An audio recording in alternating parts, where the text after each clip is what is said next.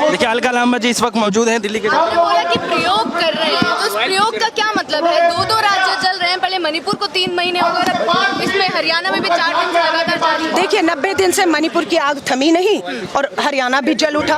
वहाँ 2 समुदायों को लड़ाया जा रहा है, यहाँ 2 धर्मों को लड़ाया जा रहा है। कौन नंगी तलवारें हथियार लेकर धर्म के नाम पर सड़कों पर निकले, कौन निकले? सही है, ऐसी यात्राएं मैं नहीं कह रही। भाजपा के गुरुग्राम से सांसद राव इंद्रजीत ने खुद ही सवाल खड़े किए कि कौन हथियार लेकर नंगी तलवारें लेकर निकलता है।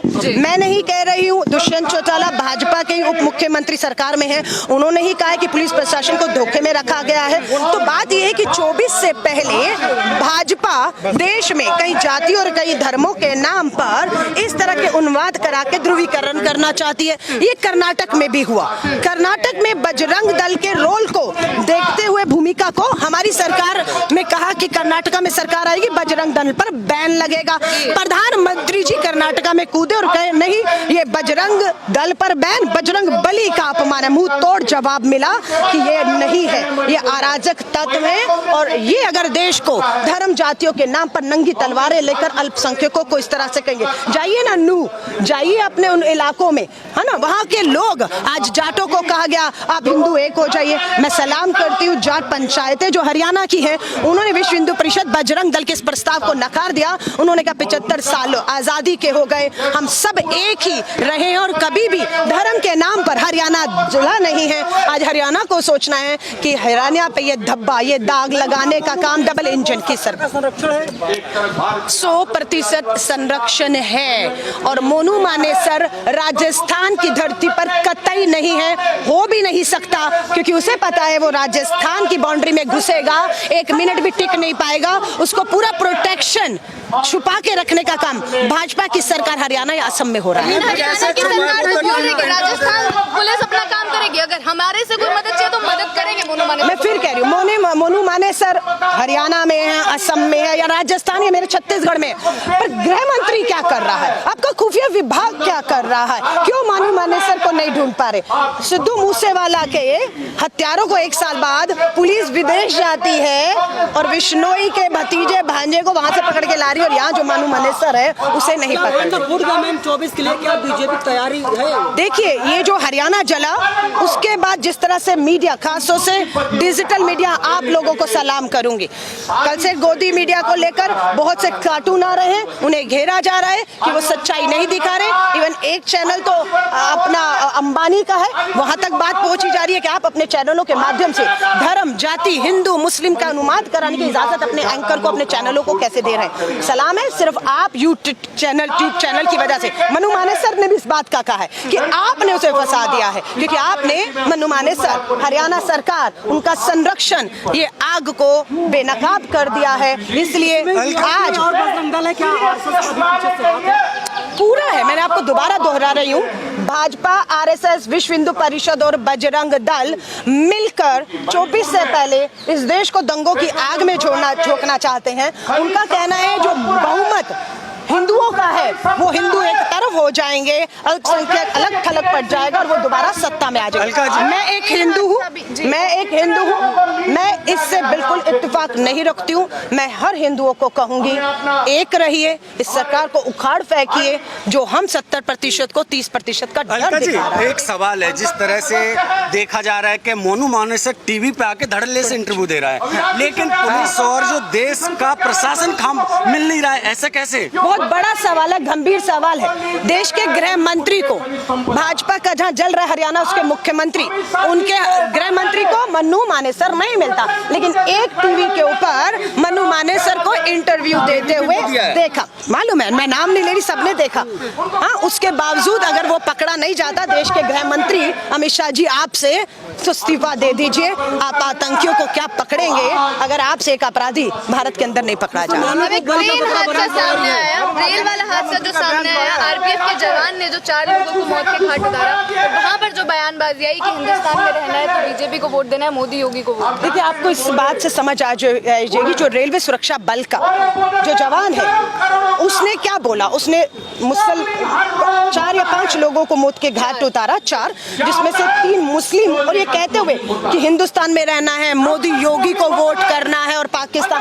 ये जहर नफरत का भर दिया गया है, भर दिया गया। और ऐसे बहुत घातक मानव, मैं कहती हूँ मानव क्या कहें, एक बम हाँ यहाँ हमारे आसपास घूम रहे हैं। उनके दिमाग में, उनके दिलों में इतनी नफरत और हेट पहुंचा दी गई है सिर्फ सत्ता वापस हासिल करने के लिए। मैं सबको कहूंगी, हिंदू आप भी हैं, हिंदू मैं भी हूं, और ये हिंदू मुस्लिम की लड़ाई नहीं, इस देश की लड़ाई है। राहुल गांधी जी की भारत जोड़ो यात्रा भी इसी मकसद से निकाली गई थी, क्योंकि हमें पता था 24 आ रहा है, ये देश को आग में झोंका जाएगा। आपसे फिर कहूंगी, एक और भारत जोड़ो की यात्रा की जो है एक जरूरत महसूस कर रहा है देश, और हम इस भारत को किसी कीमत पे अलका जी, जिस तरह से बीजेपी आईटी सेल ने बताया था, जो चेतन सिंह था, कि वो मानसिक दिवालिया है, लेकिन कल की जो रिपोर्ट आई है, जिस तरह डॉक्टरों ने बताया है कि वो बिल्कुल सही है, क्या बताना चाहिए? देखिए, इस जब ट्रेन में ये हुआ घटना, उसके बाद उस अपराधी को मात्र भाजपा और उसके चैनल इसलिए बचा रहे थे क्योंकि उसने मोदी योगी को वोट देने को कहा।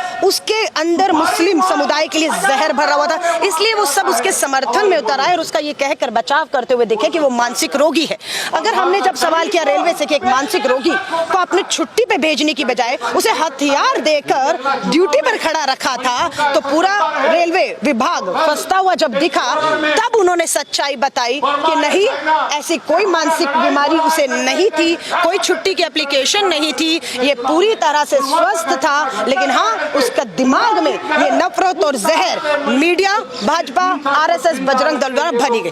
देखिए, हम सबको, तो हम कांग्रेस में भी चर्चा हो रही है कि जितने चैनल, जितने एंकर सिर्फ हिंदू मुस्लिम लड़ाने की बात कर रहे हैं, उन चैनल्स का बॉयकॉट किया जाए। राष्ट्रीय पार्टी भारतीय राष्ट्रीय कांग्रेस, 2024 का चुनाव है, मत है, हमें अपनी बात को रखना है, लेकिन कुछ लोगों का मत है नहीं, इनकी दुकानें बंद होनी चाहिए, गोदी मीडिया की, हमें इन डिबेट में नहीं जाना चाहिए। और मुझे लगता है ये यूट्यूब चैनल का अब समय है, लोग आपको देखना ज्यादा पसंद कर रहे हैं, टीवी चैनल लोगों ने बंद कर दिए हैं, और हमारी भी कोशिश है। क्या आज से आप डिबेट में किसी अभी एक राष्ट्रीय चैनल पे 2 दिन पहले डिबेट थी, मैं जैसे ही उस पे बैठी, सामने से 3 भाजपा के, बजरंग दल, विश्व हिंदू परिषद के जहरीले उगलने वाले लोगों को बुलाया गया। मैंने 1 मिनट में चैनल की लाइव डिबेट आज तक पर थी, छोड़ दी उसको, और पार्टी को इसका कहा कि कम से कम आप मजबूर मत करिएगा कि मैं इन चैनलों पे जाऊं। ऐसे एंकर और ऐसे लोगों के साथ हम बात करें कि लोगों को हम शांत करने की बजाय खुद उकसाते हैं।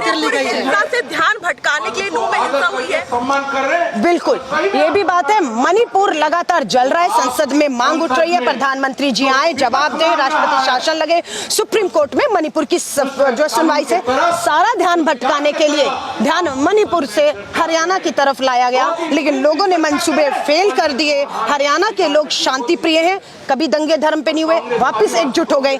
आज हरियाणा में शांति है, और आज दोबारा से जंतर मंतर पर आप देख रहे हैं ध्यान मणिपुर। हरियाणा में शांति, लेकिन दिल्ली में यात्रा निकाली जा रही है। कल की तस्वीरें जो सामने है, विश्व हिंदू परिषद की यात्रा के खिलाफ सुप्रीम कोर्ट में लोग गए थे। सुप्रीम कोर्ट ने चेतावनी दी, हेट स्पीच नहीं होगी, हिंसा नहीं होगी।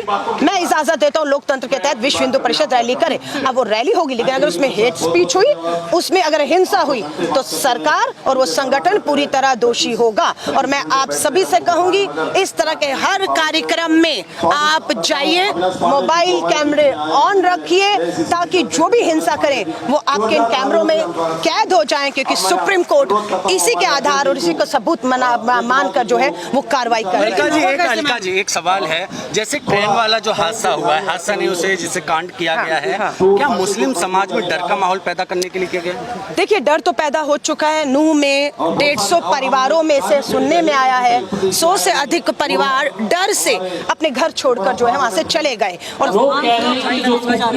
सुप्रीम कोर्ट ने इसका जवाब दिया कि प्रधानमंत्री जी संसद में चर्चा से पहले 20 जुलाई को आकर मणिपुर की तुलना पूरे देश से कर देते हैं। सभी मुख्यमंत्री से अपील करता हूँ, एक जनरल अपील कर गए, मणिपुर पे शांति की अपील नहीं की। 90 दिन से आपकी डबल इंजन की सरकार में वो जल रहा है, बेटियों के साथ जगह ने कुछ नहीं बोला। सुप्रीम कोर्ट ने भी क्या कहा, आप क्या चाहती है सरकार कि मैं या तो सारे देश पे बोलूं या मणिपुर पे ना बोलूं? मेरे पास मणिपुर की बेटियां आई हैं, और मणिपुर 90 दिन से जल रहा है। 60,000 मणिपुर में लोग राहत शिविरों में हैं, स्कूल कॉलेज काम धंधे सब बंद हैं। इसलिए मणिपुर की तुलना राजस्थान छत्तीसगढ़ से करके सरकार बच नहीं सकती है। स्मृति ईरानी जी ने भी यही बोला संसद में जब उनसे बातचीत की गई, तो कितना गुस्से वाला उनका एक रूप सामने आया।